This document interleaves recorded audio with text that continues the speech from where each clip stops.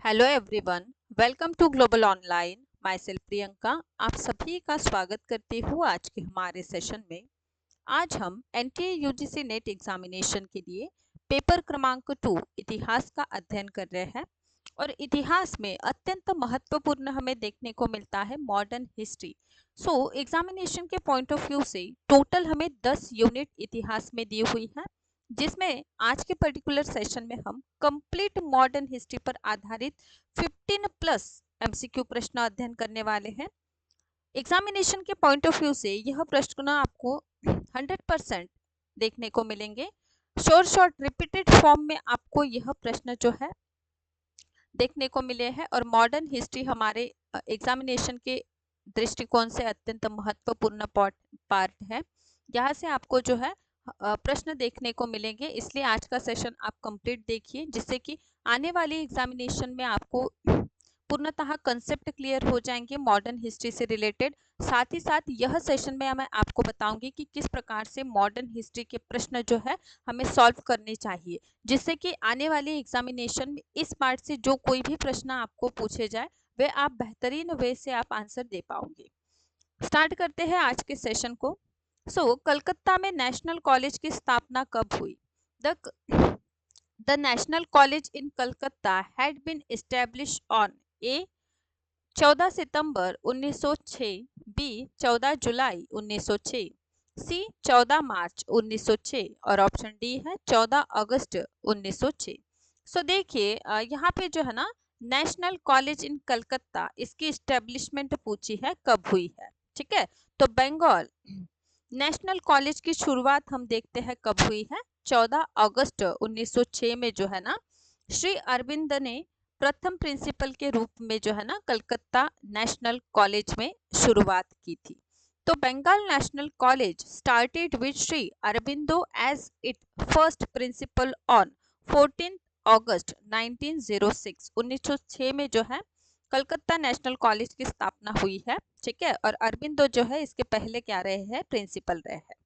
साथ ही साथ NTA UGC net examination को आप पेपर 2 हिस्ट्री से टारगेट कर रहे हो तो आप सभी के लिए जो है कंप्लीट कोर्स भी अवेलेबल है। यह कंप्लीट कोर्स में आपको डेली बेसिस पर लाइव वीडियो लेक्चर्स अवेलेबल है। फुल सिलेबस वीडियो लेक्चर्स भी अवेलेबल है। फुल सिलेबस वीडियो लेक्चर्स के अंतर्गत आपकी टोटल 10 यूनिट जो है इतिहास की कंप्लीट कराई जाएंगी। फुल सिलेबस नोट्स है, प्लस आपको क्लास की पीडीएफ जो है वह भी प्रोवाइड की जाती है।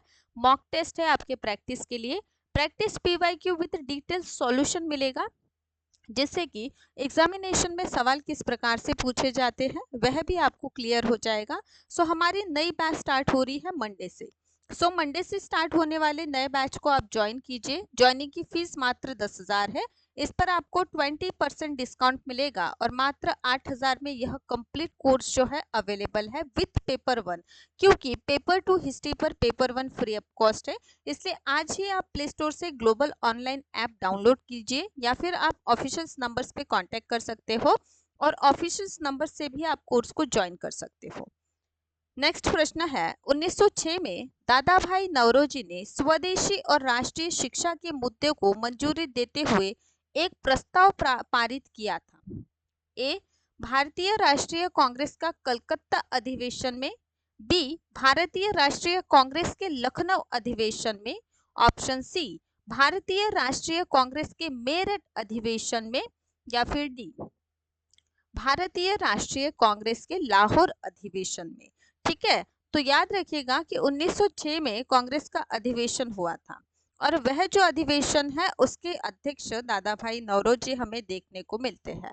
तो 1906 में जो है ना यह अधिवेशन कहाँ हुआ था, जिसकी अध्यक्षता किसने की है, दादा भाई नौरोजी ने की है। और यहाँ से आपको याद रखना है कि दादा भाई नौरोजी ने टोटल 3 बार जो है इंडियन नेशनल कांग्रेस की अध्यक्षता की है। यह भी प्रश्न पूछा जा सकता है आपको कि कितने बार की है करके, है ना।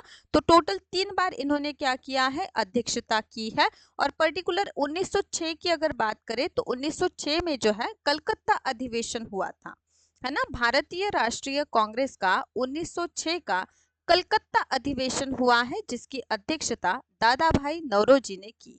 और यह जो 1906 का कलकत्ता अधिवेशन है वह स्वदेशी प्रस्ताव के लिए भी जाना जाता है, क्योंकि यह जो अधिवेशन है इसमें स्वदेशी प्रस्ताव को स्वीकार किया गया था, है ना। तो इस अधिवेशन की अध्यक्षता दादा भाई नौरोजी ने की।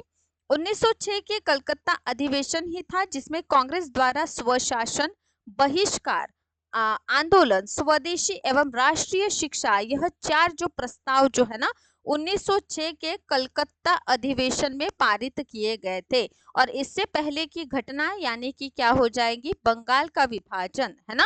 उसके बाद हम देखते हैं स्वदेशी आंदोलन शुरू हुआ।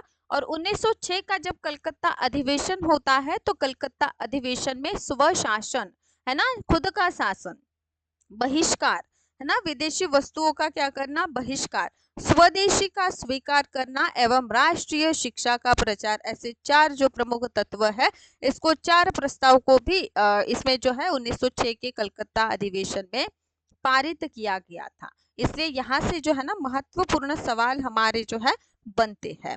नेक्स्ट है 1915 में गदर पार्टी में किसने महत्वपूर्ण भूमिका निभाई?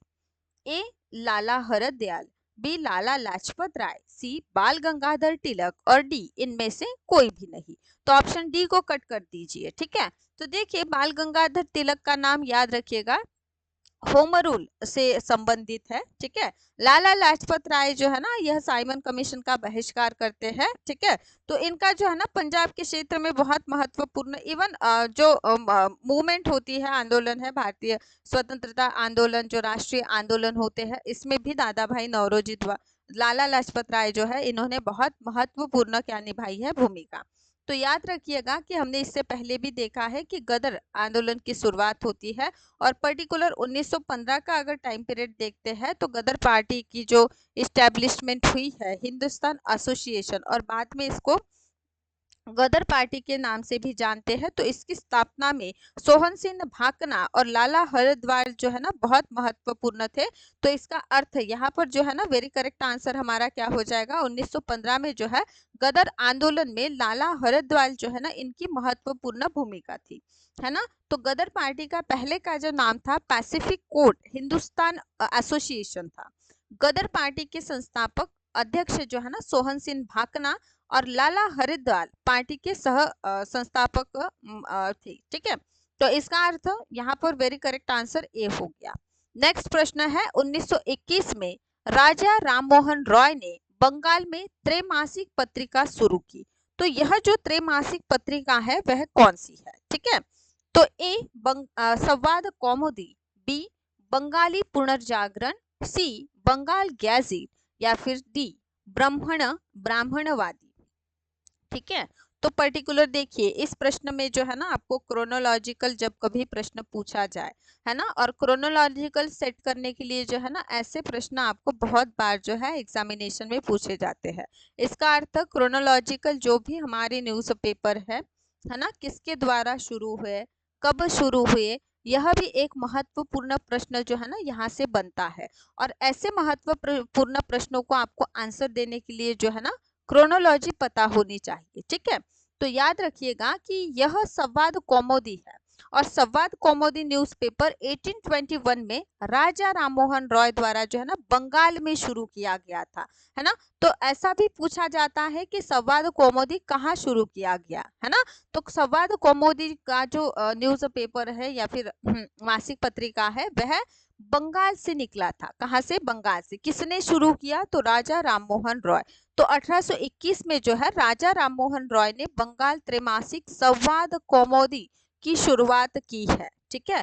तो याद रखिएगा कि राजा राममोहन रॉय, ठीक है, भारतीय पुनर्जागरण के अग्रदूत माने जाते हैं, ब्रह्म समाज के यह संस्थापक भी है। साथ ही साथ हम देखते हैं कि किस प्रकार से सती प्रथा प्रतिबंधन के लिए इन्होंने क्या किया है, कार्य किया है। तो बहुत इंपॉर्टेंट है और यहाँ से बहुत बार प्रीवियस अगर आप क्वेश्चन पेपर की भी बात करते हो, है ना, तो प्रीवियस ईयर्स में भी बहुत से प्रश्न जो है ना यहाँ से पूछे गए हैं, इसलिए बहुत इंपॉर्टेंट हो जाता है यह हमारे प्रश्न।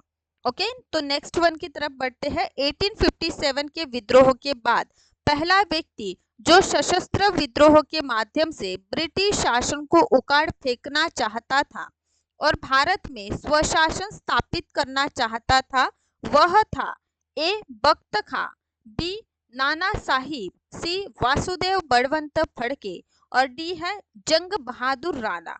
ठीक है, ओके, ठीक है।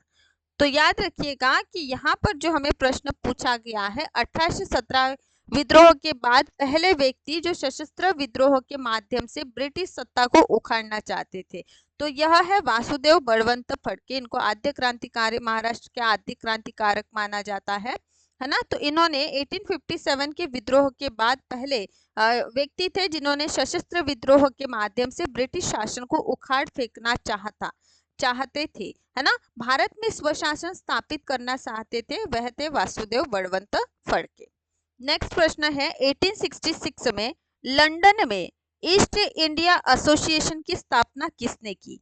ए सुभाष चंद्र बोस, बी दादा भाई नौरोजी, सी वी ओ चित्तरंबन पिल्लई और डी है हेमू कालानी। ठीक है, तो याद रखिएगा, ओके, ठीक है। तो आपको याद रखना है, ओके, तो याद रखना है कि यहाँ से जो है ना 1866 में लंदन ईस्ट इंडिया एसोसिएशन के बारे में प्रश्न पूछा है। ठीक है, तो 1866 में लंदन ईस्ट इंडिया एसोसिएशन दादा भाई नौरोजी द्वारा जो है ना इस्टेब्लिश हुई थी, है ना। तो इसके बारे में देखते हैं, ईस्ट इंडिया एसोसिएशन की स्थापना किसने की है? तो दादा भाई नौरोजी ने की है ना। कब की है? तो 1866 में की है। कहाँ पर की है? तो लंदन में की है। यहाँ भारतीयों और सेवानिवृत्त ब्रिटिश अधिकारियों के सहयोग से की गई थी। ठीक है, तो इस प्रकार से ईस्ट इंडिया एसोसिएशन 1866 दादा भाई नौरोजी। ओके, नेक्स्ट है 1893 में महात्मा गांधी एक व्यापारी के मुकदमे के सिलसिले में दक्षिण अफ्रीका गए थे। ठीक है, तो वह कौन थे? ए हेमू कलानी, बी सचिंद्र बख्शी, सी ममंथ नाथ गुप्ता और डी है अब्दुल्ला शेठ। ठीक है, तो किसके मुकदमे के लिए गए थे 1893 में महात्मा गांधी जी? कहाँ पर? दक्षिण अफ्रीका में। ठीक है, चलिए, तो यह थे खान अब्दुल्ला के मुकदमा के लिए वह कहा गए थे, दक्षिण अफ्रीका की इन्होंने यात्रा की थी। कब की थी? तो 1893 में की थी। कब की थी? 1893 में इन्होंने किया था। ठीक है, तो भारत में दक्षिण अफ्रीका तक यात्रा मई 1893 अंत में गांधी नेटाल बंदरगाह पर पहुंचे। पहली बात जो उन्होंने देखी वह यह थी कि वहां भारतीयों के साथ बहुत ही कम सम्मान किया जाता था। टर्बन पहुंचने के एक सप्ताह के भीतर उन्होंने दादा अब्दुल्ला एंड कंपनी के अब्दुल्ला सेठ के साथ जो है ना दरबार का दौरा किया था। तो याद रखिएगा कि 1893 के टाइम पीरियड में अब्दुल्ला के मुकदमे के लिए जो है महात्मा गांधी जो है कहाँ पर गए थे? दक्षिण अफ्रीका गए थे। कहाँ पर गए थे? दक्षिण अफ्रीका गए थे। ओके, नेक्स्ट प्रश्न है, 16 नवंबर 1893 को कौन सा विदेशी भारत आया था? ए खान अब्दुल गफार, बी है W A Hume, C Annie Besant और डी है इनमें से कोई नहीं। ठीक है, तो पर्टिकुलर टाइम पीरियड है 16 नवंबर 1893। ठीक है, तो विदेश से कौन भारत आया था? तो इस टाइम पीरियड में हमें देखने को मिलता है कि आयरिश महिला एनी बेजेंट यह भारत आई थी। ठीक है, कब आए थे? 16 नवंबर 1893 जो है एनी बेजेंट भारत आगमन देखने को हमें मिलता है। नेक्स्ट प्रश्न है, बरिंद्र कुमार घोष और भूपेंद्र नाथ दत्त ने शुरू की। ए युगांतर, बी सोम प्रकाश, सी विचार लहरी और डी है संध्या। ठीक है, तो बरिंद्र कुमार घोष और भूपेंद्र नाथ दत्त द्वारा क्या शुरू किया गया था? तो इनके द्वारा जो है ओके, सो यह भारतीय क्रांतिकारी और पत्रकार थे। वे बंगाल में क्रांतिकारी संगठन के संस्थापक माने जाते हैं और यह युगांतर है जिसके शुरुआत जो है ना बरिंद्र कुमार घोष और भूपेंद्र नाथ दत्त द्वारा की गई है। तो बरिंद्र कुमार घोष या फिर बरिंद्र घोष लोकप्रिय रूप से बरिन घोष के नाम से 5 जनवरी 1880 से लेके 18 अप्रैल 1959 तक टाइम पीरियड है। यह भारतीय क्रांतिकारी और पत्रकार थे। वे बंगाल में क्रांतिकारी संगठन युगांतर के संस्थापक थे। है ना, और सदस्यों में से एक थे। बरेंद्र घोष के अरबिंदो घोष के छोटे भाई थे। तो यह बात भी आपको क्या करना है, बहुत अच्छे से याद रखना है। युगांतर के बारे में अगर कोई भी प्रश्न पूछ लिया जाए आपको एग्जामिनेशन में, तो आप इसको बहुत अच्छे से क्या कीजिएगा, आंसर कीजिए। नेक्स्ट है, लॉर्ड कर्जन ने बंगाल विभाजन की घोषणा इस दिन की। ए 16 अक्टूबर 1911, बी है 16 अक्टूबर 1896, सी है 16 अक्टूबर 1907 या फिर डी 16 अक्टूबर 1905, है ना। तो लॉर्ड कर्जन ने क्या की थी, बंगाल विभाजन की घोषणा की थी। ठीक है, तो कब की थी, तो आपको याद रखना है कि 16 अक्टूबर 1905 में जो है लॉर्ड कर्जन ने क्या किया था, बंगाल विभाजन की घोषणा की थी। लागू कब किया था, तो देखिए बंगाल का विभाजन का निर्णय लिया गया कब, तो 19 जुलाई 1905 में, है ना। भारत के वॉइसराय इस टाइम पे कौन थे, लॉर्ड कर्जन थे। सो लॉर्ड कर्जन द्वारा क्या किया गया, विभाजन की घोषणा की गई, है ना। विभाजन 16 अक्टूबर 1905 को हुआ और बड़े पैमाने पर मुस्लिम पूर्व क्षेत्र में, बड़े पैमाने पर हिंदू पश्चिमी क्षेत्र में जो है ना अलग अलग कर दिए गए। इसका अर्थ हम क्या देखते हैं, बंगाल के विभाजन का निर्णय 1905 में हुआ था, जुलाई 1905 में, है ना। तो इस टाइम पे जो वॉइसराय थे, वॉइसराय कर्जन थे, है ना। ओके, और विभाजन जो है ना 16 अक्टूबर 1905 में हुआ और रद्द कब होगा, 1911 में होगा। कैसे होगा, तो दिल्ली दरबार का आयोजन किया जाएगा। ठीक है, तो जिसमें जो है ना जॉर्ज पंचम आएंगे, रानी मेरी आएंगी, है ना, लॉर्ड हार्डिंग का टाइम पीरियड रहेगा। और इस समय जो है 1905 में जो बंगाल का विभाजन किया गया उसको रद्द किया जाएगा और बंगाल के विभाजन को रद्द करने के बाद 1911 में जो है ना की जाएंगी। तो इसलिए यह भी महत्वपूर्ण पॉइंट जो है यहाँ से आता है। यह कथन किसका है, भारतीयों को अब केवल भिक्षावृत्ति से ही संतुष्ट नहीं होना चाहिए और न ही उन्हें अंग्रेजों की रियासत की भीख मांगनी चाहिए। A V N Mandlik, B Lala Lajpat Rai, C Bipin Chandra Pal और डी है अबुल कलाम आजाद, है ना। तो देखिए यह पर्टिकुलर स्टेटमेंट है और जैसे कि आप सभी को पता है कि स्टेटमेंट भी हमें पूछा जाता है। तो क्या कह रहा है स्टेटमेंट, कि भारतीयों को अब केवल भिक्षावृत्ति से संतुष्ट नहीं होना चाहिए, न ही उन्हें अंग्रेजों से रियासतों की भीख मांगनी चाहिए। तो यह स्टेटमेंट कहा था, लाला लाजपत राय ने। किसने कहा था, लाला लाजपत राय का यह कथन है कि भारतीयों को अब जो है ना भिक्षावृत्ति से संतुष्ट नहीं होना चाहिए, उन्हें जो है अंग्रेजों से रियासतों की भीख नहीं मांगनी चाहिए। नेक्स्ट है, किस भारतीय क्रांतिकारी को अंग्रेजों ने भारतीय असंतोष का जनक और सबसे बड़ा गद्दार कहा था। ए लाला लाजपत राय, बी है लाला हरदयाल, सी है बाल गंगाधर तिलक और डी है एमजी रानडे। ठीक है, तो एक बात याद रखिए, भारतीय असंतोष के जनक जो है ना वैलेंटाइन चिरोल ने कहा है। किसने कहा है, वैलेंटाइन चिरोल द्वारा जो है ना कहा गया था। किसको कहा गया, यह महत्वपूर्ण है। तो भारतीय असंतोष का जनक बाल गंगाधर तिलक को कहा है वैलेंटाइन चिरोल ने। तो बाल गंगाधर तिलक 23 जुलाई 1856 से लेके 1 अगस्त 1920, इनका जन्म जो है ना केशव गंगाधर तिलक के रूप में हुआ था। एक भारतीय राष्ट्रवादी, शिक्षक, वकील और स्वतंत्रता सेनानी थे। वह भारतीय स्वतंत्रता संग्राम के पहले नेता। ब्रिटिश औपनिवेशिक अधिकारियों को उन्हें भारतीय अशांति का जनक कहा था और पर्टिकुलर वैलेंटाइन चिरोल ने जो है ना बाल गंगाधर तिलक को जो है भारतीय अशांति का जनक कह के संबोधित किया है। नेक्स्ट प्रश्न है, अभिनव भारत नामक समाज के संस्थापक कौन थे। तो ए जे की हिक्की, बी है बी उपाध्याय, सी विनायक दामोदर सावरकर और डी है उपरोक्त में से कोई भी नहीं। तो याद रखिएगा कि हम देखते हैं कि अभिनव भारत जो है ना 1903 में इस्टेब्लिश हुई थी, है ना। अभिनव भारत संगठना जो है 1903 में जो है ना इस्टेब्लिश हुई है। किसके द्वारा इसको इस्टेब्लिशमेंट संस्थापक इसके कौन है, तो विनायक दामोदर सावरकर जो है अभिनव भारत संगठना के संस्थापक है। अभिनव भारत संगठना जो है इसमें 1903 में विनायक दामोदर सावरकर और उनके भाई जो है गणेश सावरकर जो है द्वारा स्थापित की गई एक गुप्त संगठना है। है ना। तो एक गुप्त संगठना थी यह, किसके द्वारा, हाँ, विनायक दामोदर सावरकर द्वारा इस्टेब्लिश की गई थी, है ना। तो नेक्स्ट प्रश्न है, मौलाना कासिम नानोतवी, रशीद अहमद गंगोही, शेखुल हिंद मौलाना मोहम्मद उल हसन वे प्रमुख व्यक्ति थे जिन्होंने किसका प्रतिनिधित्व किया। ए देवबंद आंदोलन, बी संथाल आंदोलन, सी नील आंदोलन और डी है इनमें से कोई नहीं। तो ऑप्शन डी जो है ना कट हो जाएगा, है ना। तो यहाँ पर देखिए हमें जो प्रश्न पूछा है पर्टिकुलर नाम दिए हुए हैं, है ना। ओके, तो याद रखिएगा कि मौलाना कासिम नानोतवी, रशीद अहमद गंगोही, शेखुल हिंद मौलाना मोहम्मद उल हसन, यह जो व्यक्ति है देवबंद आंदोलन से संबंधित है।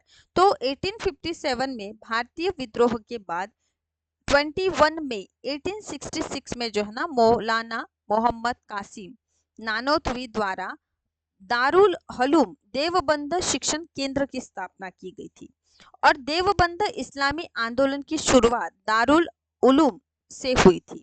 तो इस प्रकार यह देवबंद आंदोलन हमें देखने को मिलता है ना। तो यह देवबंद आंदोलन का संबंध मौलाना कासिम नानोतवी से हमें देखने को मिलता है। तो यह भी एक एग्जामिनेशन के पॉइंट ऑफ व्यू से महत्वपूर्ण प्रश्न होता है। भारतीय राष्ट्रीय आंदोलन के इतिहास में संथाल विद्रोह कब हुआ। ए है 1845 से लेके 47, बी 1849 से लेके 50, सी है 1855 से लेके 56 और डी है 1866 से लेके 67। तो संथाल विद्रोह की एक विशेषता आपको मैं बताना चाहूँ तो 1857 का उठाव हम देखते थे, है ना। कब हुआ है 1857, ठीक है 1857। तो याद रखिएगा कि इसके बहुत पहले माने कि 1 ईयर अर्ली, 1 साल पहले जो है ना संथालों ने विद्रोह किया है। तो यह एक ट्रिक करके भी आप याद रख सकते हो कि संथालों ने जो विद्रोह किया है वह बिल्कुल ही, कभी कभी पूछा जाता है कि 1857 का विद्रोह होने से पहले कौन सा विद्रोह हुआ है ना। तो वह विद्रोह हुआ है संथालों का, जो एकदम पहले, है ना। हाँ, तो याद रखिएगा कि संथालों का विद्रोह जो है ना 1855 से लेके 56, यानी इसके बाद क्या होगा 1857 का रिवॉल्ट होगा, है ना। तो इसका अर्थ आपको क्या याद रखना है कि बिल्कुल पहले, है ना। चलिए, तो संथाल विद्रोह 1855 से लेके 56, संथाल विद्रोह 1857 से पहले हुआ है, इसलिए ट्रिक के रूप में भी इसको आप याद रख सकते हो। यह आधुनिक झारखंड तब बंगाल प्रेसिडेंसी में दमनकारी जमींदारी व्यवस्था के खिलाफ जो है ना सिंधु, कान्हू, चानू और भैरव ये भाई थे, है ना। तो ये 4 भाइयों के नेतृत्व में जो है ना संथालों ने विद्रोह किया है ना। तो याद रखिएगा कि जमींदार के खिलाफ जो है जमींदारी व्यवस्था के खिलाफ 4 भाई सिंधु, कान्हू, चांद एवं भैरव ने जो है ना 1855 से लेके 56 के टाइम पीरियड में जो है ना विद्रोह किया है और इस विद्रोह को हम संताल विद्रोह के नाम से जानते हैं, ठीक है। नेक्स्ट है 1660 में स्त्री आयोग द्वारा प्रस्तुत रिपोर्ट के अनुसार ब्रिटिश शासन के दौरान लगभग 8 लाख लोगों की जान लेने वाला अकाल कहाँ पड़ा था। ए पूर्वी भारत, बी है उत्तरी भारत, सी है दक्षिणी भारत और डी है पश्चिमी भारत। ओके, चलिए, तो 1660 में जो है ना अकाल आयोग द्वारा प्रस्तुत की जो रिपोर्ट जो है ब्रिटिश शासन के दौरान जो है ना पश्चिमी भारत जो है ना यहाँ पर अकाल पड़ा था और जो यह अकाल है इसमें 8 लाख लोगों को अपनी जान जो है ना गंवानी पड़ी थी। तो इस प्रकार से यह रिपोर्ट जो है ना हमें देखने को मिलती है। तो यहाँ से आपको याद रखना है कि जो भी दुष्काल आयोग है ना उसकी क्रोनोलॉजी भी पूछी जा सकती है ना। स्ट्रेची आयोग क्यों आया, है ना, कैसे आया, है ना। तो ऐसे भी सवाल आपको एग्जामिनेशन में मॉडर्न हिस्ट्री रिलेटेड जो हमारा पार्ट है ना वहां से ऐसे भी सवाल जो है निकलते हैं, है ना। विभिन्न सभाएं हो जाए, संगठनाएं हो जाए, समाज हो जाए, इनकी इस्टेब्लिशमेंट कब, कहाँ, किसने की, ऐसे सवाल जो है बार बार क्रोनोलॉजिकल या फिर मॉडर्न हिस्ट्री का जो घटनाक्रम है ना, उसको क्रोनोलॉजिकल सेट करने के लिए भी प्रश्न जो है ना पूछे जाते हैं। इसलिए यह बहुत इम्पोर्टेंट ऐसे सवाल है जो बनते हैं। ओके, सो पश्चिमी भारत है ना, 1660 में अकाल आयोग द्वारा रिपोर्ट जो प्रस्तुत की गई उसमें कहा गया कि पश्चिम भारत में अकाल पड़ा, जिसमें लगभग 8 लाख लोगों को अपनी जान गंवानी पड़ी। नेक्स्ट क्वेश्चन है, 1857 के विद्रोह को बर्बरता और सभ्यता के बीच युद्ध किसने कहा है? तो इसको तो मार्क कर लीजिए, बहुत बार मैच द पियर के लिए जो है ना 1857 के विद्रोह पर बहुत प्रश्न पूछते हैं। A V N Smith, B D R Holmes, C J K Hicky और डी है सर सैयद अहमद खान। ठीक है, तो पर्टिकुलर यह स्टेटमेंट है किस पर कहा किया गया है? तो 1857 का जो रिवोल्ट हम देखते हैं उस पर किया गया है। तो यह किसने कहा कि यह 1857 का विद्रोह बर्बरता और सभ्यता के बीच का युद्ध, ऐसा कहा है डी आर होम्स ने। किसने कहा है? डी आर होम्स ने। सो इसका अर्थ यहाँ पर योग्य हमारा उत्तर हो जाएगा ऑप्शन क्रमांक बी। सो डी आर होम्स ने यह दृष्टिकोण लोकप्रिय किया कि 1857 का विद्रोह जो है सभ्यता और बर्बरता के बीच संघर्ष था, या प्राच्य और पाश्चात्य सभ्यता और संस्कृति का बीच का संघर्ष भी इसको इन्होंने कहा है। तो ऐसे भी सवाल याद रखिएगा कि इस प्रकार के भी सवाल आपको एग्जामिनेशन में देखने को मिलेंगे, है ना। हाँ, तो ऐसे भी सवाल जो है हमें पूछे जाते हैं। तो 1857 का जो रिवॉल्ट है इसके बारे में बहुत अच्छे से आपको पढ़ना है कि 1857 का जो उठाव है उसके कारण क्या है, 1857 का उठाव के परिणाम क्या हुए, है ना। 1857 के उठाव पर कौन कौन सी बुक है ना, किसके द्वारा वह लिखित गई है, लिखा हुआ है, ठीक है। और साथ ही साथ किसने इस विद्रोह को सैनिकी विद्रोह कहा, है ना, किसने धार्मिक कहा, किसने किस प्रकार के अलग अलग स्टेटमेंट हमें इस विद्रोह पर आधारित देखने को मिलते हैं। और इससे पहले कि अगर क्वेश्चन पेपर की हम बात करें तो हर साल जो है क्वेश्चन पेपर में आपको 1857 से रिलेटेड प्रश्न जो है ना एग्जामिनेशन में पूछे गए हैं। तो नेक्स्ट देखिए, द ग्रेट रिबेलियन पुस्तक के लेखक कौन है ना। तो द ग्रेट रिबेलियन यह पुस्तक किसकी है? ए रॉबर्ट नाइट, बी है डी एन दास, सी अशोक मेहता और डी है के एम पन्नेकर। ठीक है, तो यह हम देखते हैं कि महान विद्रोह है ना 1857 के वर्ष में जो है ना सेट की गई, भारतीय स्वतंत्रता सेना ने स्वतंत्रता के लिए लड़ाई लड़ी थी, है ना। तो इस पर जो है ना द ग्रेट रिबेलियन नामक की जो बुक है ना वह प्रकाशित की है अशोक मेहता ने, है ना। तो याद रखिएगा कि द ग्रेट रिबेलियन पुस्तक के लेखक है अशोक मेहता। कौन है?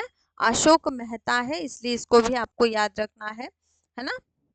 नेक्स्ट प्रश्न है, किसने कहा यह 1857 का विद्रोह सामाजिक ज्वालामुखी का विस्फोट था, जहां कई थकी हुई ताकतों ने अपनी ऊर्जा का प्रदर्शन किया।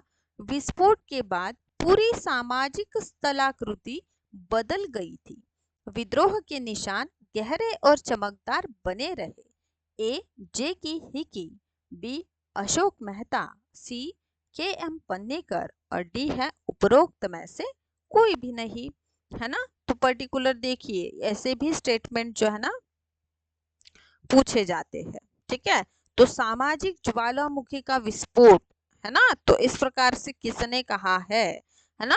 तो ऐसा कहा है अशोक मेहता ने, ठीक है। तो इनका जो है द ग्रेट रिबेलियन नामक पुस्तक भी है, और साथ ही साथ इनका स्टेटमेंट अशोक मेहता ने 1857 का विद्रोह सामाजिक ज्वालामुखी का विस्फोट था, जहां कई थकी हुई ताकतों को बाहर निकालने का मौका मिला। विस्फोट के बाद पूरी सामाजिक स्थलाकृति बदल गई और विद्रोह के निशान गहरे और चमकदार बने हुए थे। इस प्रकार का स्टेटमेंट जो है अशोक मेहता ने किया है।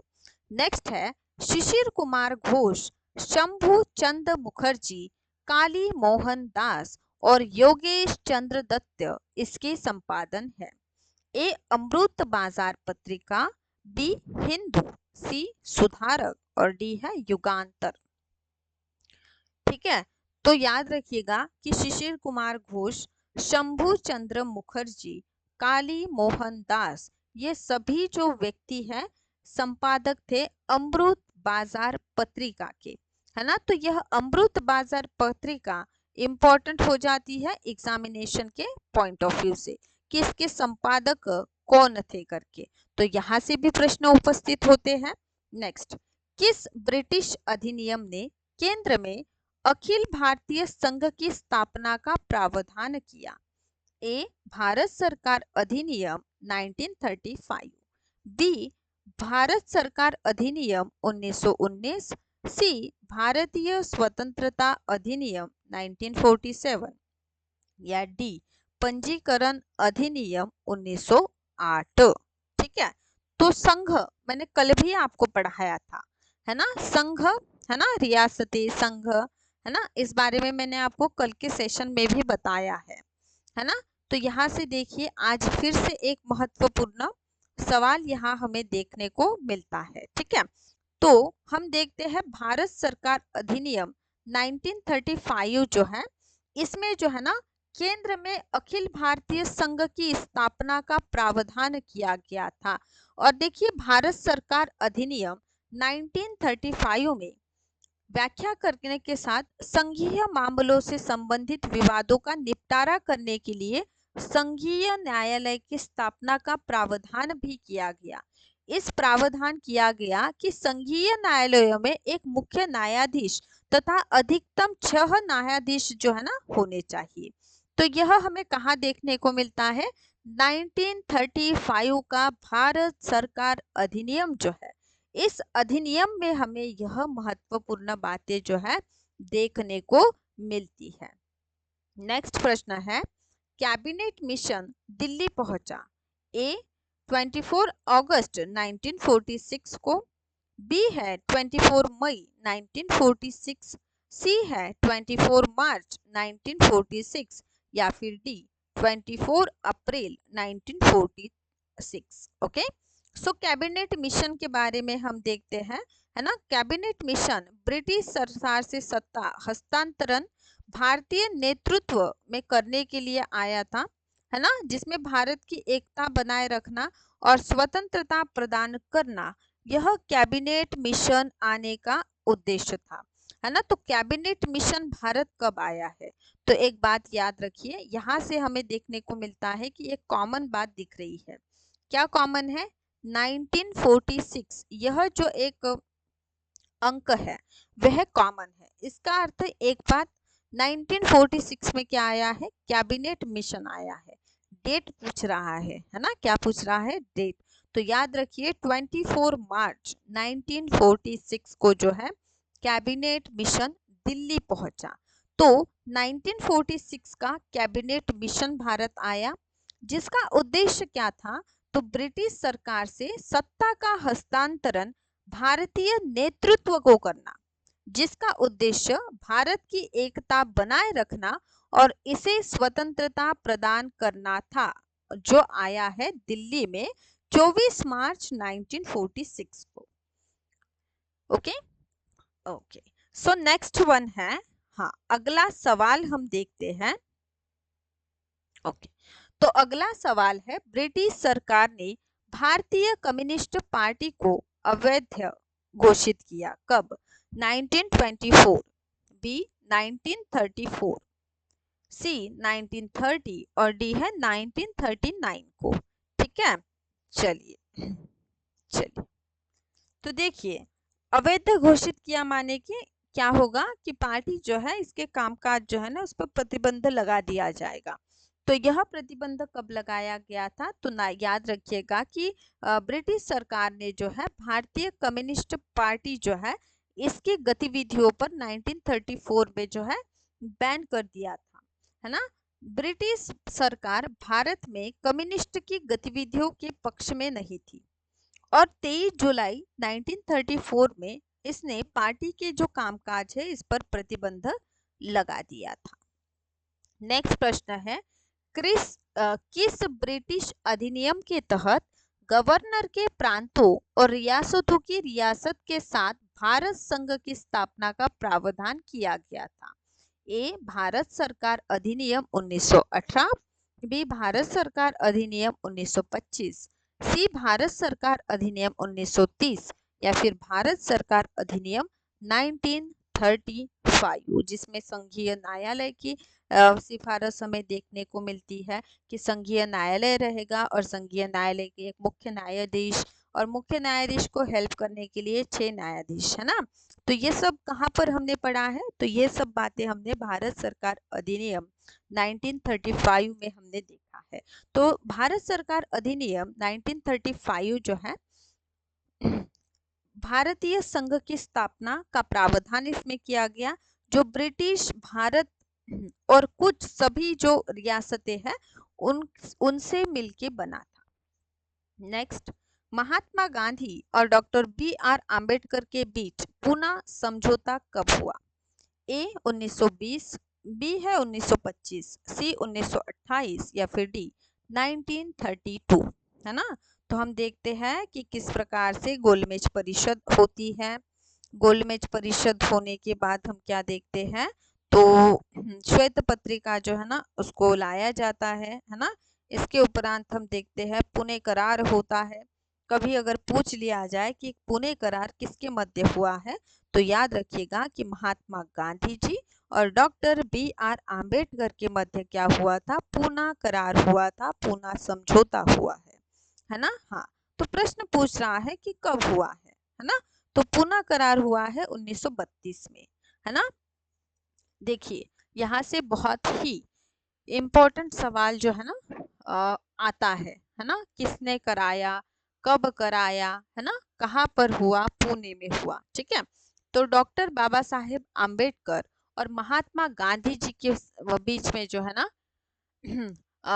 24 सितंबर 1932 को एक समझौता होता है जिसको पूना करार कहा जाता है।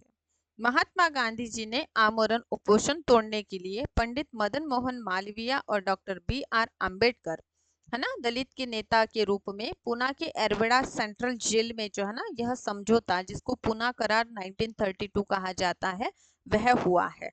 तो इससे बहुत महत्वपूर्ण सवाल जो है ना आते हैं, है ना, और उत्पन्न भी हो जाते हैं।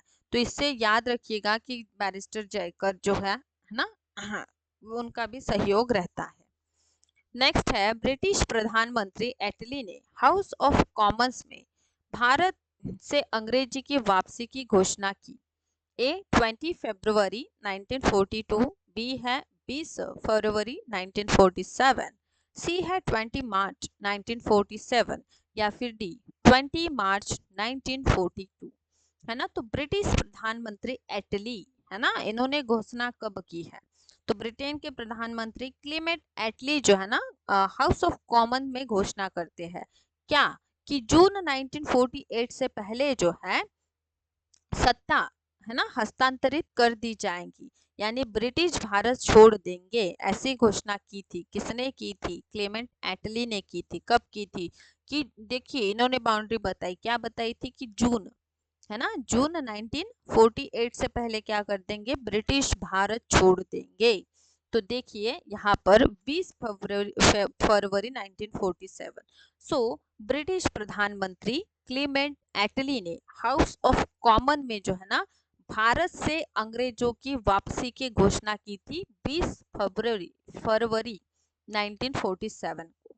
ठीक है, तो यहाँ देखिए ब्रिटेन के प्रधानमंत्री क्लेमेंट एटली ने 20 फरवरी 1947 को हाउस ऑफ कॉमन में घोषणा की कि जून 1948 से पहले सत्ता को जिम्मेदारी हाथों में हस्तांतरित करने के बाद ब्रिटिश भारत छोड़ देंगे। नेक्स्ट है, किसने कहा भारत भारतीयों के लिए है? ए Syed Hasan Imam, B Mahatma Gandhi, C doctor S Gopal, D Dayanand Saraswati. चलिए, तो ये प्रसिद्ध नारा है भारत भारतीयों के लिए है करके, और भारत भारतीयों के लिए है ना, यह जो है ना किसने कहा था, ऐसा प्रश्न है। और एग्जामिनेशन में देखिए ऐसे जो स्टेटमेंट के रूप में है, कथन के रूप में जो है ना, who said India for Indians, है ना, ए सैयद हसन, सेम ही आ जाएगा इंग्लिश में और हिंदी में। तो भारत भारतीयों के लिए है, दयानंद सरस्वती जी द्वारा जो है ना यह पर्टिकुलर स्टेटमेंट जो है ना कहा गया है कि भारत जो है भारतीयों के लिए है। तो स्वामी दयानंद सरस्वती राजनैतिक नारा दिया इन्होंने, वेदों की ओर परत लौटो का भी नारा दिया था। शुद्धि आंदोलन भी इनके द्वारा चलाई गई थी, है ना। तो शुद्धि मूवमेंट के बारे में मैंने इससे पहला जो हमारा सेशन था एमसीक्यू बेस, उसमें मैंने आपको डिटेल से बताया था शुद्धि मूवमेंट के बारे में, है ना। तो याद रखिएगा कि स्वामी दयानंद सरस्वती आर्य समाज के संस्थापक है और इन्होंने नारा दिया था कि भारत जो है भारतीयों के लिए है। दुनिया एक युद्ध क्षेत्र है जहां हर व्यक्ति सही कर्म करने और अपने उद्धार का प्रयास करता है। तो इनका जो स्टेटमेंट है ना, बहुत बार एग्जामिनेशन के दृष्टिकोण से इनके द्वारा जो भी वक्तव्य है या फिर शुद्धि मूवमेंट है, यहाँ से भी प्रश्न जो है पूछे जाते हैं। नेक्स्ट है, किसने कहा था एक देश एक ईश्वर एक जाति एक मन, हम सब भाई भाई, बिना किसी भेदभाव के बिना किसी संदेह के। ए बी है सावरकर, सी है सैयद हसन इमाम और डी है लाला लाजपत राय। ठीक है, तो यह जो प्रसिद्ध स्टेटमेंट है वीडी सावरकर ने कहा है। तो वीडी सावरकर ने कहा, एक देश एक ईश्वर एक जाति एक मन, बिना किसी भेद के बिना किसी संदेह के हम सभी भाई है। तो इस प्रकार का स्टेटमेंट हमें देखने को मिलता है ना। चलिए तो और आगे बढ़ते हैं।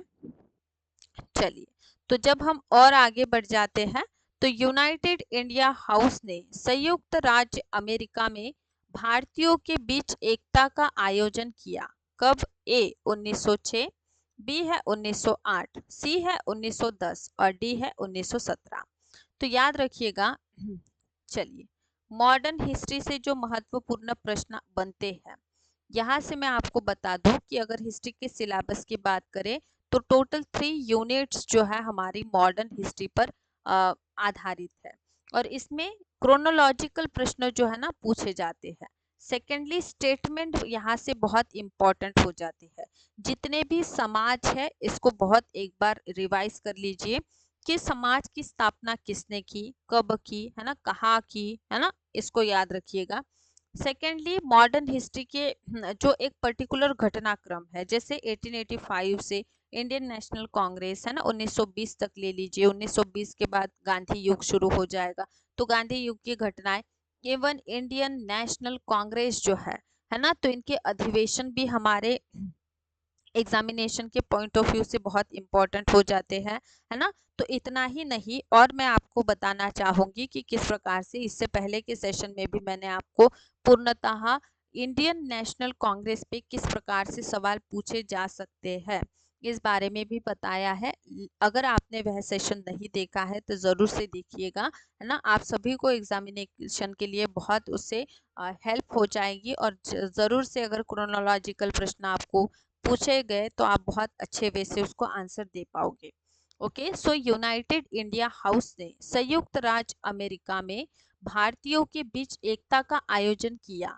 ए 1906, बी 1908, सी 1910 और डी है 1917। सो यूनाइटेड इंडिया हाउस ने जो है ना 1910 में एकता का आयोजन किया। तो देखिए, यूनाइटेड इंडिया हाउस ने 1910 में संयुक्त राज्य अमेरिका में भारतीयों के बीच एकता का आयोजन जो है किया है।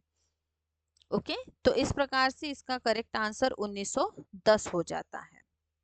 नेक्स्ट प्रश्न की ओर हम बढ़ेंगे और नेक्स्ट सवाल है, भारतीय जनता जनयुद्ध में जन भूमिका निभाएंगी, निभाएंगी का नारा था फॉरवर्ड ब्लॉक का, बी भारतीय राष्ट्रीय कांग्रेस का, सी भारतीय कम्युनिस्ट पार्टी का और डी है इनमें से कोई नहीं, है ना। तो याद रखिएगा कि पर्टिकुलर जो प्रश्न पूछा है वह भी एक प्रकार का नारा है ना। हाँ, तो यहाँ पर याद रखिएगा कि भारतीय जनता जन युद्ध में जन भूमिका निभाएंगी, यह नारा जो है भारतीय कम्युनिस्ट पार्टी ने दिया था। और भारतीय कम्युनिस्ट पार्टी की स्थापना कब हुई है? 1925 में हम देखते हैं भारतीय कम्युनिस्ट पार्टी जो है इसकी स्थापना हुई थी।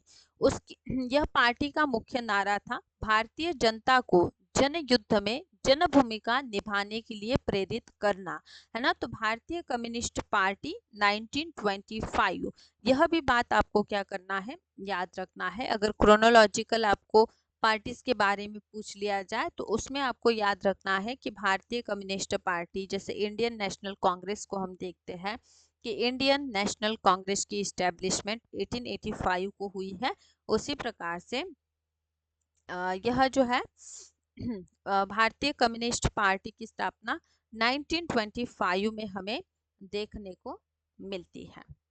नेक्स्ट है, वर्ष 1907 में स्टुटगार्ट जर्मनी में अंतर्राष्ट्रीय समाजवादी सम्मेलन में पहला राष्ट्रीय ध्वज किसने फहराया था? ए मैडम भीकाजी कामा, बी है सुभाष चंद्र बोस, सी है जवाहरलाल नेहरू और डी है सरदार वल्लभ भाई पटेल। सो वर्ष 1907 का टाइम पीरियड पर्टिकुलर मेंशन किया हुआ है और पर्टिकुलर टाइम पीरियड में पूछा गया है कि जर्मनी में जो है सम्मेलन में पहला राष्ट्रीय ध्वज जो है किसके द्वारा फहराया गया था, है ना। तो योग्य उत्तर है मैडम भिकाजी कामा। इसको भारतीय क्रांति की माता के नाम से भी जाना जाता है, ठीक है। तो याद रखिएगा भिकाजी कामा, जिन्हें मैडम कामा के नाम से जानते हैं, वह पहली महिला थी जिन्होंने तिरंगा भारतीय ध्वज का संस्करण जो है सफलतापूर्वक फहराया था, है ना। तो यह वह आज भी भारतीय राष्ट्रवाद आंदोलन में सबसे प्रमुख महिला थी जिन्होंने भाग लिया था। बम्बई में बहुत ही संपन्न पारसी परिवार से वह बिलोंग करती थी और भिकाजी ने अपने प्रारंभिक शिक्षा वही माने कि प्राप्त की थी। तो मैडम भिकाजी कामा से याद रखिएगा कि इनको भारतीय क्रांति के माता के नाम से भी जाना जाता है। ओके, तो देखिए नेक्स्ट प्रश्न की ओर हम बढ़ेंगे। ओके,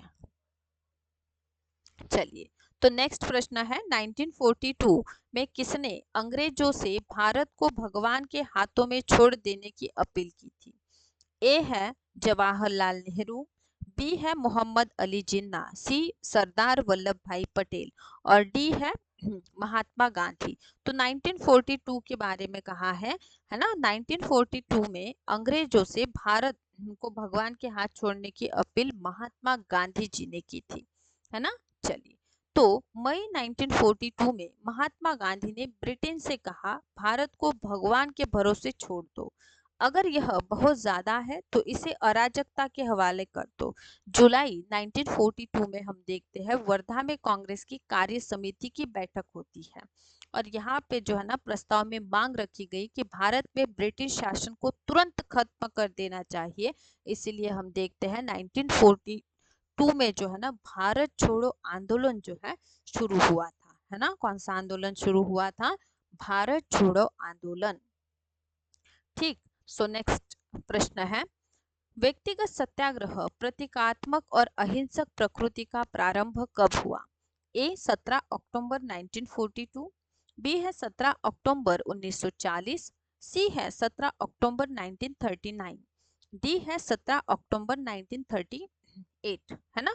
वैयक्तिक सत्याग्रह, तो याद रखिएगा कि 1939 से जो है सेकेंड वर्ल्ड वॉर शुरू हो जाता है और इसीलिए जो है महात्मा गांधी जी ने वैयक्तिक रूप से 1940 में जो है ना निर्णय लिया था सत्याग्रह करने का। और इसमें हम देखते हैं विनोबा भावे, है ना, पहले सत्याग्रही थे, पंडित जवाहरलाल नेहरू दूसरे सत्याग्रही थे और ब्रह्मदत्त जो है तीसरे सत्याग्रही थे। तो इससे पहले के सेशन में भी वैयक्तिक सत्याग्रह पर मैंने आपको डिस्कस किया था और वैयक्तिक सत्याग्रह के बारे में इससे पहले के सेशंस में भी मैंने आपको बताया है ना। तो वैयक्तिक सत्याग्रह जो शुरू हुआ था वह हुआ था 17 अक्टूबर 1940 में, है ना। तो वैयक्तिक सत्याग्रह महात्मा गांधी जी द्वारा 17 अक्टूबर 1940 में हुआ था, है ना। हाँ, चलिए, तो नेक्स्ट सवाल है 1906 में दक्षिण अफ्रीका में भारतीयों के खिलाफ भेदभाव का विरोध करने के लिए महात्मा गांधी ने शुरू किया। ए टर्बन में सत्याग्रह, बी है केप टाउन में सत्याग्रह, हाँ, सी है, हाँ, सी है पोर्ट एलिजाबेथ में सत्याग्रह, या फिर डी जोहानबर्ग में सत्याग्रह, है ना। ओके, तो याद रखिएगा, यह भी एक महत्वपूर्ण प्रश्न है। 1906 में दक्षिण अफ्रीका में, है ना, महात्मा गांधी जी द्वारा शुरू किया गया सत्याग्रह के बारे में पूछा है, जो जोहानबर्ग में इन्होंने शुरू किया था। कब स्टार्ट किया था? तो 11 सितंबर 1906 में जोहानबर्ग में एक बैठक ने प्रतिरोध अभियान की शुरुआत को चिन्हित किया, जिसे अंततः सत्याग्रह, जिसका अर्थ है सत्य बल के रूप में माना जाता है, इसके अनुयायी और सत्याग्रही कहा गया।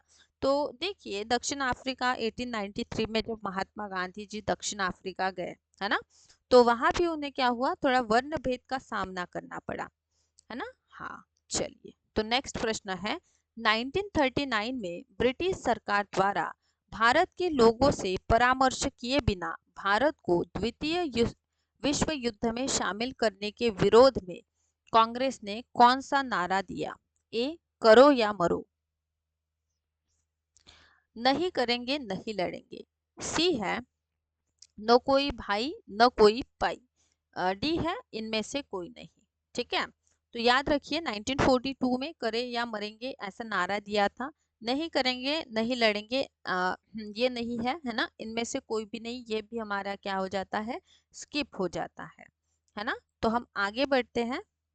ओके, हाँ, तो हम जब आगे बढ़ते हैं तब देखते हैं कि 1939 में ब्रिटिश सरकार द्वारा भारत के लोगों से परामर्श किए बिना, देखिए क्या होता है, 1939 में जो है ना सेकेंड वर्ल्ड वॉर स्टार्ट हो जाता है, और जब द्वितीय विश्व युद्ध शुरू हो जाता है, तो द्वितीय विश्व युद्ध में जो है भारतीयों को न पूछे बिना उनको भी घसीटा जाता है, उनको भी इंक्लूड करा जाता है। ठीक है, इसीलिए जो है ना 1939 में जो है नारा दिया गया था कि न कोई भाई न कोई, चलिए, न कोई भाई न कोई पाई का नारा जो है कांग्रेस द्वारा, ब्रिटिश सरकार द्वारा जब 1939 में भारत के लोगों से परामर्श किए बिना सेकेंड वर्ल्ड वॉर में इनको शामिल कर दिया जाता है, इसके विरोध में जो है ना इन्होंने नारा दिया था, है ना। तो यह बात आप सब क्या कर लीजिए, नोट डाउन जरूर से कर लीजिएगा, क्योंकि आपके एग्जामिनेशन के पॉइंट ऑफ व्यू से यह प्रश्न इंपॉर्टेंट हो जाता है।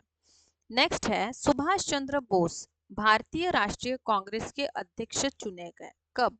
ए, रामगढ़ अधिवेशन 1940, बी, बॉम्बे अधिवेशन 1934, सी, त्रिपुरी अधिवेशन 1939, या फिर डी, वर्धा अधिवेशन 1942, है ना।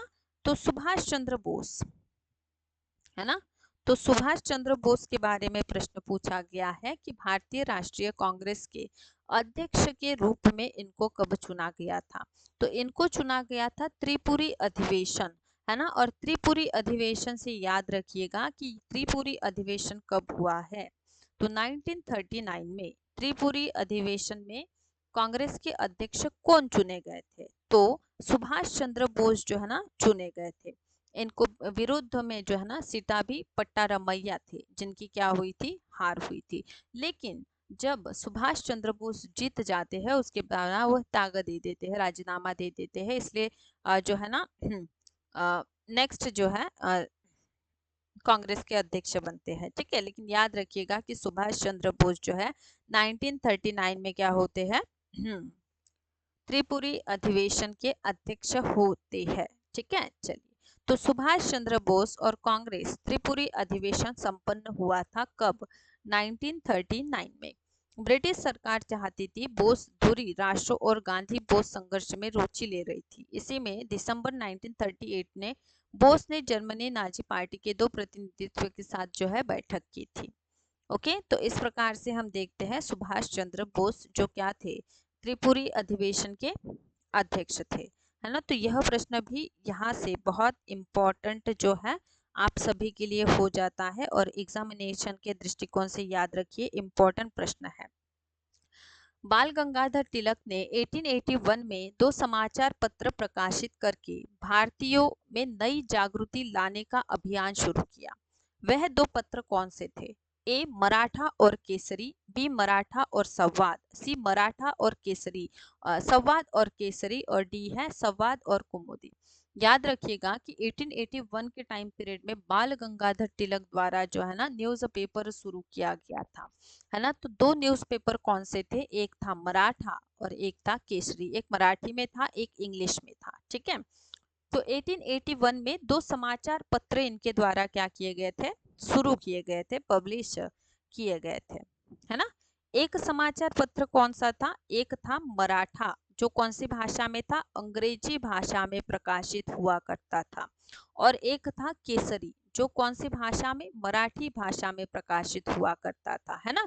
तो दोनों ही किसने निकाले हैं, कब निकाले, कब अगर पूछ लिया जाए तो 1881, किसने अगर पूछ लिया जाए तो बाल गंगाधर तिलक ने, है ना। नेक्स्ट, 1935 के भारत सरकार अधिनियम के प्रावधानों के तहत 1937 में हुए चुनावों में कांग्रेस मंत्रिमंडल का गठन किया, 11 राज्य में, बी 9 राज्य में, सी 5 राज्य में, और डी है 10 राज्य में, है ना। तो ये एक इम्पोर्टेंट सवाल यहाँ से आता है, ठीक है। तो कांग्रेस में जो है ना 11 राज्य में मंत्रिमंडलों का क्या किया था, गठन किया है, ठीक है।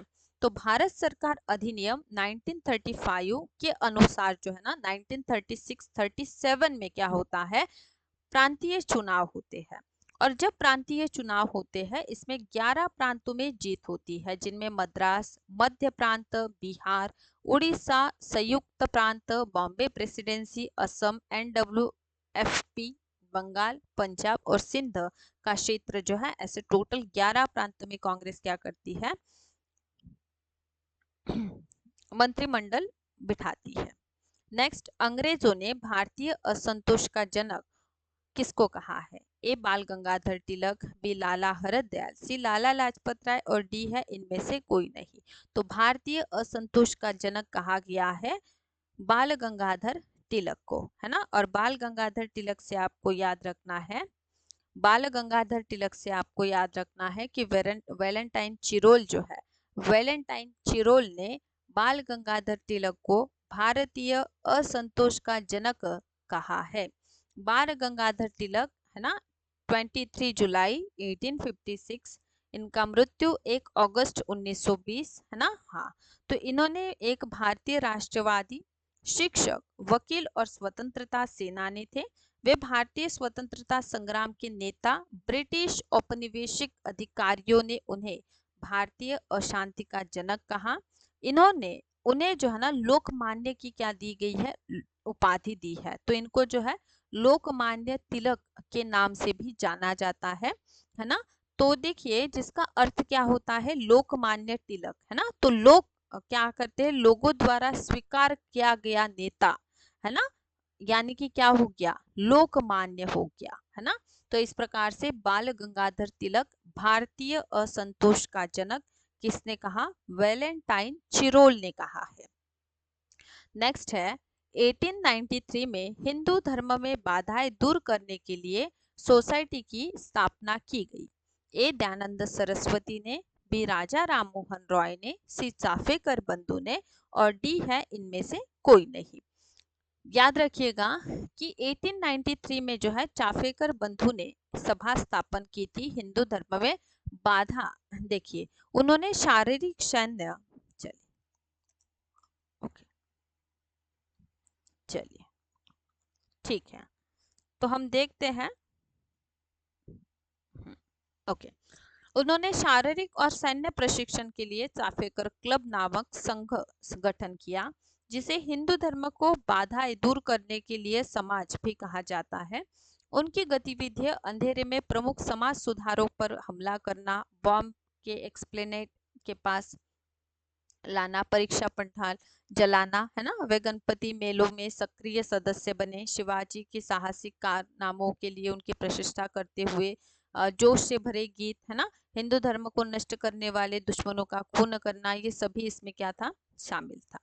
नेक्स्ट है, राजा राममोहन रॉय ने ब्रह्म समाज की स्थापना की, है ना। हाँ, तो राजा राममोहन रॉय, ए 20 अगस्त 1838, बी 20 अगस्त 1828, सी 20 अगस्त 1848 या फिर डी 20 अगस्त 1858। सो ब्रह्म समाज की स्थापना 20 अगस्त 1828 में हुई है। कब हुई है? 20 अगस्त 1828। तो राजा राममोहन रॉय द्वारा ब्रह्म समाज की स्थापना की गई है ना, 20 अगस्त 1848 में। ब्रह्म समाज का अधिवेशन कलकत्ता में इसको आयोजित किया गया है ना। हाँ, चलिए तो इसको याद रखिएगा। गांधी जी ने असहयोग आंदोलन की शुरुआत की। ए 1910, बी 1915, सी 1917 या फिर डी 1920। सो असहयोग आंदोलन शुरू हुआ था 1920 में, है ना। 1 अगस्त 1920 में शुरू हुआ। खत्म कब हुआ? 1922 में। जब हम देखते हैं चौरी चौरा का क्या हुआ, घटना घटित हुई, तो चौरी चौरा घटना के बाद जो है असहयोग आंदोलन जो है क्या कर दिया गया, स्थगित कर दिया गया।